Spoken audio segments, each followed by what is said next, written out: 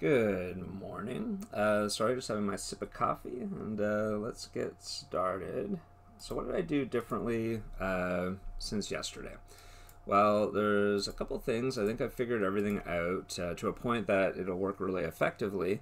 You know, in the scheme of things, is it the cleanest looking rig? I don't know. It could be better, more refined, but is it functional and give you some really good animation? I'll have to say yes for that. So a couple things I've added. First of all, I rebuilt the skeleton with the same process as yesterday, but instead of 20 joints, I ended up going with 40 joints, just so that it would be a much smoother transition across the body. And then I went through and added this head control. Now this is something that's literally just parented into this joint right here, so that when this joint moves around, this entire head section moves with it, essentially. So this is what you would animate to basically have the snake looking from the head. A couple other things I've done. I rebounded obviously to the new joints and to these joints that you had originally placed. I've repositioned the jaw joint. It was way too low before. A snake's jaw is actually going to hinge back here. And you want to be able to close it effectively. So now it is really just the lower jaw that hinges open, not the upper head that moves back. But either is fine. Oh, what's going on here? Now there's a couple other things it looks like is happening here. And I'm not sure exactly what that is, but I'm going to go in and weight hammer that.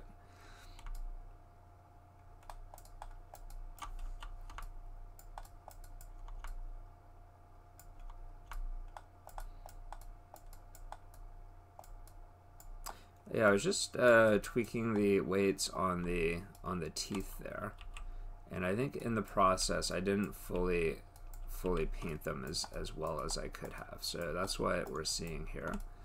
I might have to go back in and just repaint those weights.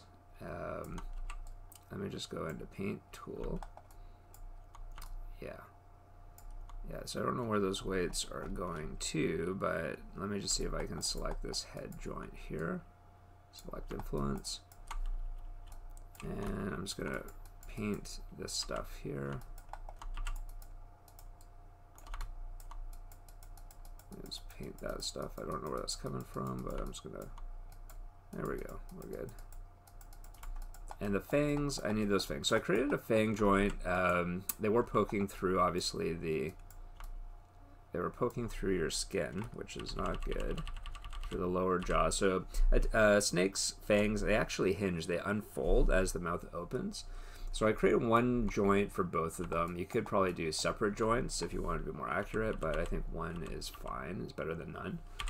And what I'm going to do is I'm just going to reweight just these points. I hand painted it before, and it's better in this case to flood it using the points as a mask. So anything within those points will get the flooded value. So let me just go to Fang. There you are. And I'm going to flood that. Cool, that's what I want. So basically these will be able to swivel. Now, is this the nicest here? No, you probably wouldn't even ever see this really, to be honest, but I'm gonna expand that out, and I'm just gonna, there we go. I'm gonna do the same thing for this side. Expand this out twice, and just do there we go. Cool.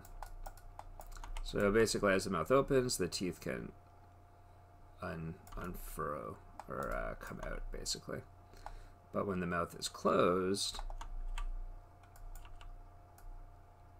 they're not going to poke through the bottom jaw, basically. Let me just zero this out. There we are. Now, with that teeth, here it is here. I'm going to actually lock and hide all of these. And hide selected. So basically it's just this one axis that you'll be able to rotate, essentially, right? You don't want them poking through the bottom like that. A couple of the things I did with the weight painting, the jaw obviously, the tongue wasn't really weight painted, so I went through and did this. So we should be able to get some fairly nice tongue animation now. Although that doesn't look so nice. Let's see. I didn't paint any, maybe I didn't do a good job with the weight painting just at the moment. So let me just go through and just hammer some of this stuff here.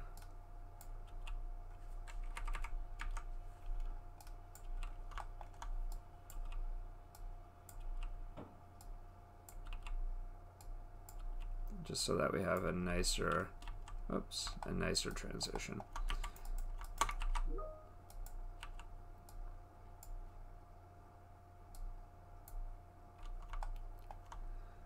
Oh, I'm gonna pause for a second. All right, so I had to pause for a second, just because we're just figuring out next term a little bit.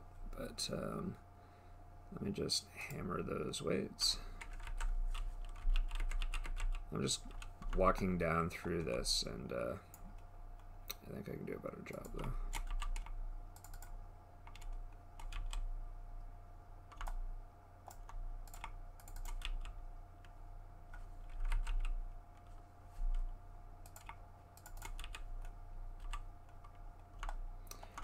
Now, I thought for sure I had,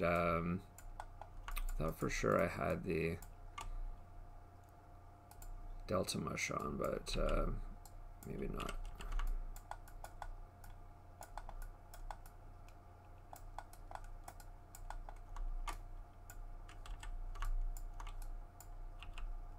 All right, so I think that's as good as that's getting. So I should be able to zero this back out. There we go. Right, so my hope is that, we should be able to get this into the mouth, because, you don't want the tongue sticking out of the mouth all the time. So we should be able to just collapse this in. Yeah, we should just be able to collapse this in so that it can fit inside the mouth here.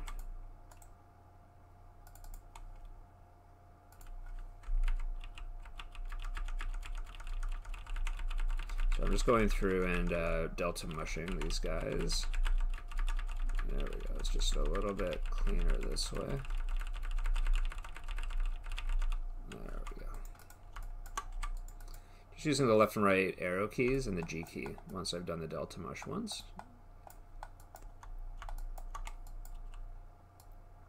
Cool. Right? Because you want the face to be nice and closed when the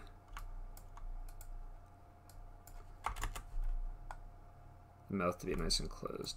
Another thing I did was I created a blend shape just to fix up the corners of the mouth a little bit, and under here, just so it has a nice tighter seal to it.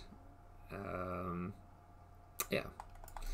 So what else did I do here with the weight painting? The eyes are bound to this joint that you created, and this joint really shouldn't be used for anything, and really, honestly, neither should this joint. So it's really just the lower jaw.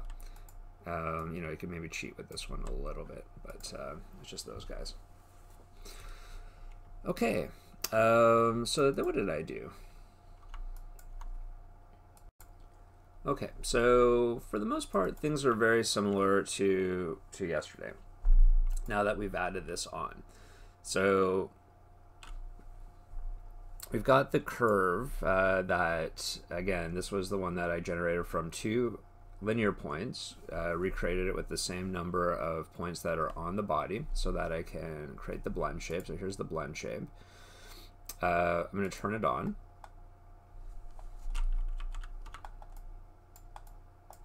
One thing I did do, I should point out, is I straightened this curve here where it comes off the shoulder, because as you can see, there's some additional controls that I want to show you what I did here. Oh, let me just pause one more time. And I'm back again. All right, let's see. All right, so now that this is on here, you can see that, this is going to stay with the head and move the head around. And let me just close that. and then it'll stay together once we start moving the snake around. All right. So what's different though, besides what I just showed you with the weight painting and the blend shapes and stuff with the head? Well, I did go through and added in some controls in through here so that the snake can, you know, wrap around a little bit or move off the shoulder a little bit. So with these three controls essentially. So we have just a little bit more of this kind of capability to move around, essentially. Right, so I can kind of move this around the body, and the snake can kind of move off. Right, we can kind of move it around.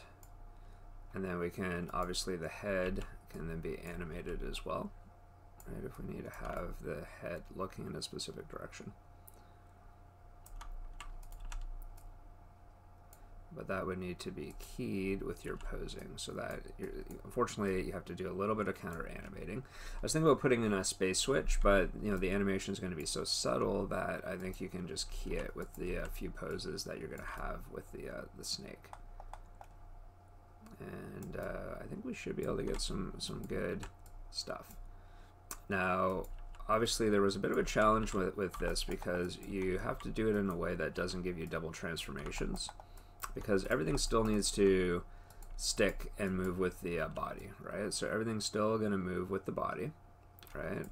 Exactly the same way as it was before. Everything's going to move with, you know, all of the different controls in through here, like the shoulders and the arms, and everything's going to stay connected through here, right? And obviously we want it to be able to move with the character through space. So as you're doing that, you can see everything's sticking together, and it does what it's supposed to do, right? It stays locked to that surface, which is very important. So you're seeing, as I'm moving the character around, there's this curve that's left behind here. And this one I didn't hide for a reason just yet, because I just wanted to show you what's going on. But it's really this curve here that has the controls for this. So you can see as I move this around, you can see this is moving, right? Or as I move this around, right? As I move this around here, this is moving over here. So these controls are actually connected in through a blend shape. And the reason for this is that it helps with that double transformation issue that would arise if I just connected everything directly to the existing curves that I'm already using. So what did I do? How did I do this? So I'm going to go back to a default pose. So let me just zero these guys out here.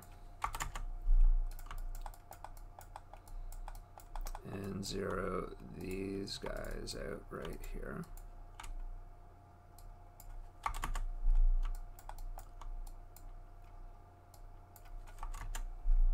Cool. So I started off by going to the on-body curve.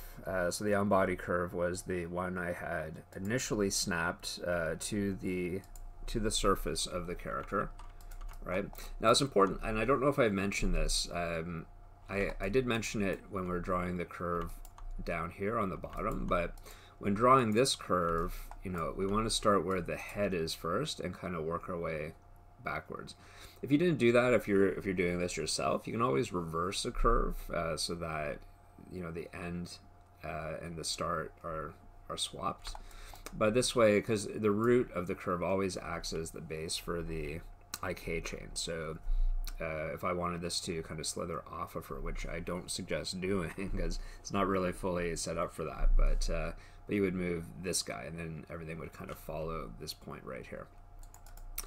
So this is going to be, this is where it kind of bridges off from just rigging it perfectly, you know, straight from origin and becoming more customized to working with her as part of her character, basically, because it's really more of an accessory than its own character when you think of it. Or it's like a purse, it just kind of moves, or a backpack, it just moves with her and has its own functionality. So, you know, we could always go back to that default pose where it's perfectly straight by just turning off the blend shape on its curve, on the rig's curve. But if I wanted to have some extra controls that move with the body without having the double transformations, what I ended up doing is I took this on body curve and I duplicated it, so that and just make sure that everything's in a default pose before doing this. And once that's duplicated, then we have the other curve, which is this guy. So the neck blend curve is what I called it. So again, this curve is now going to be fed in to the on body curve as a blend shape. Now, this is important. We used the global blend shape when we were connecting the rig to the character, so everything followed along. In this case, we're not using a global blend shape, so this is very important. We're using a local blend shape because as my character moves through space, this is going to get left behind. And we need that to happen. Otherwise, we're going to get double transformation. So the reason why we're doing this is so that everything can stick with the character when we're animating, so it doesn't look like we're getting double transformations, because we're not. But in order to do that, we have to have some blend shapes that are going to get basically just left behind. We'll hide them, and then you'll never see them again. Now, what I ended up doing is, what I ended up doing is I created clusters. Now, you could create clusters for more than just these points. You could actually go in and create clusters for anything. It's just a lot of extra work, that's all. But I just left it to these points here. So these 2 points got its own cluster. So under deform cluster, which is right here, this point got a cluster, and then this point got a cluster. And what I did is I just parented those clusters into my typical control setup, which is this. I have a button for it, no, there must be another group in, oh yeah, there is a group. So it's not going to get the naming, unfortunately, but basically it's a setup that looks like this, where you have a connect node, you've got an orient node, and then you have the control. And essentially I created 3 of these, and I parented the cluster to each of the, well, I didn't do that just yet. Then what I did is I selected the connect group for each one, and under this modify, there's match transformations. So basically I just did this for each of the clusters. So, and again, this was going to the connect node, so make sure you do this through the outliner. Oops, and make sure you do it in the right order too. So let's see. So the one you want to move first, and then the correct orientation second. There we go. So connect node first, and then the cluster second. Right. So we've got 3 of these controls that I then oriented I changed the rotation of the halls, right? So they're all facing up. And then the last thing I did once those were all in place is I parented the corresponding cluster under each of the curves, under each of the controls, right? So if I grab a control, it's going to move that cluster around. Now, for some reason, these are locked. And why is that, do you think? Well, see, that's how we connect it together. So once I've got this set up, right? So I've got the blend shape. So this is the curve that stays here. I've got the clusters, so each one is under its own hierarchy. I'm going to duplicate out this hierarchy. So not everything, just the hierarchy. And let me unparent it from that group. I'm going to change the name. So these are the local controls. So they're just localized. They don't move anywhere. And I'm going to switch this over to the on character or on body. So basically I can just do a search and replace name for local. And I'm just going to replace it with on body.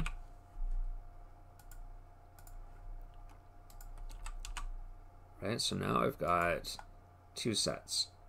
This set is going to get parented into the body. And then this set just stays here. It's going to get hidden. So the original set is going to be hidden. Now the duplicate has these clusters here.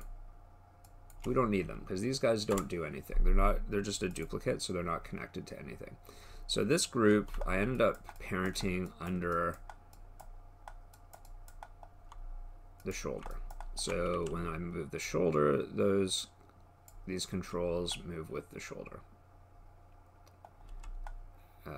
They don't really have to be parented to anything, but you know, visually it makes it easier to see what you're doing if they are parented under there.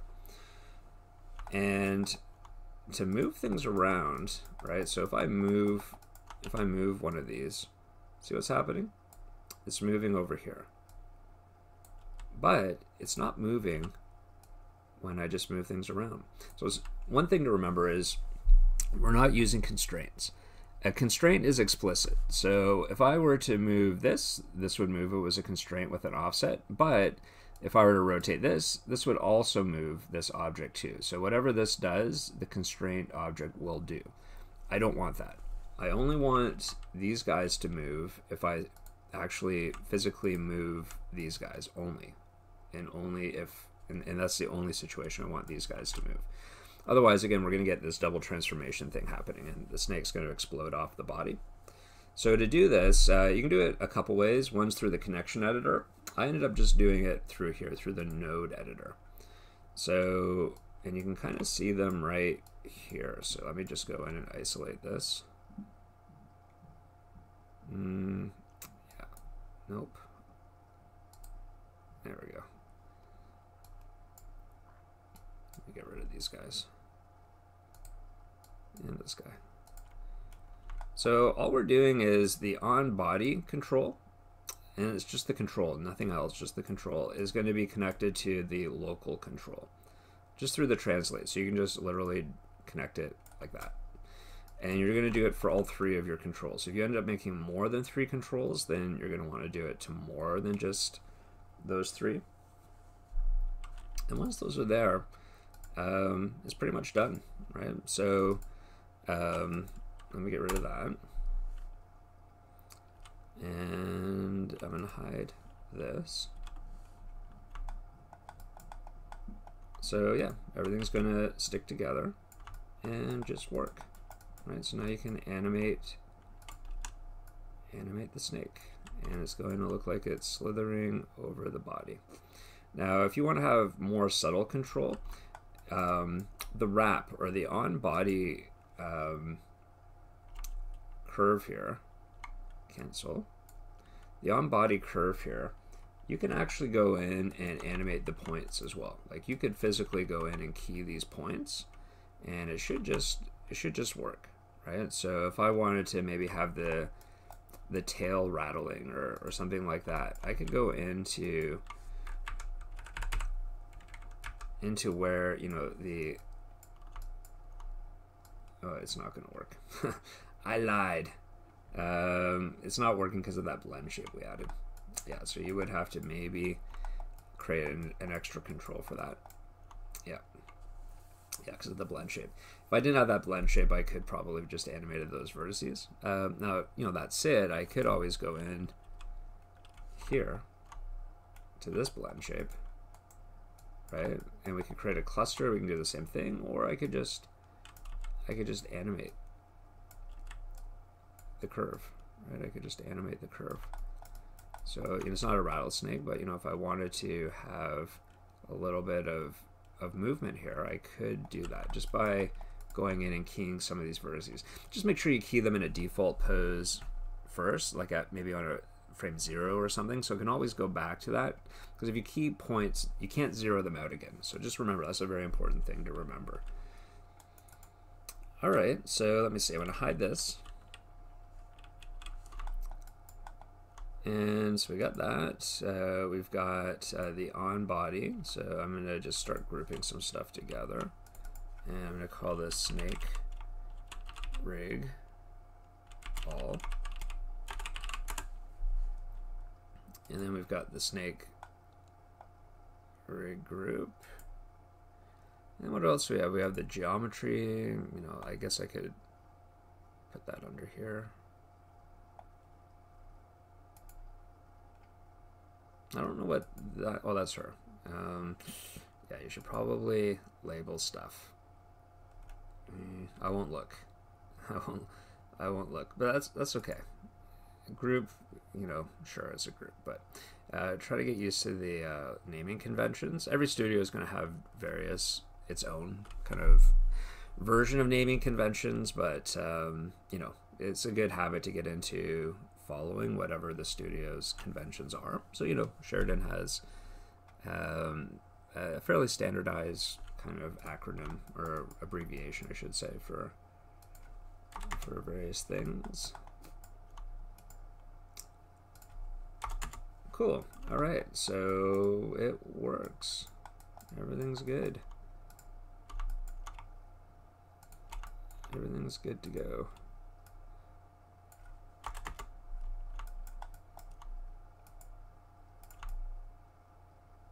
Awesome. All right, so I'm going to end the video here. Hopefully this was helpful, and yeah, it works. All right, that was a tricky one. Okay, cheers, bye.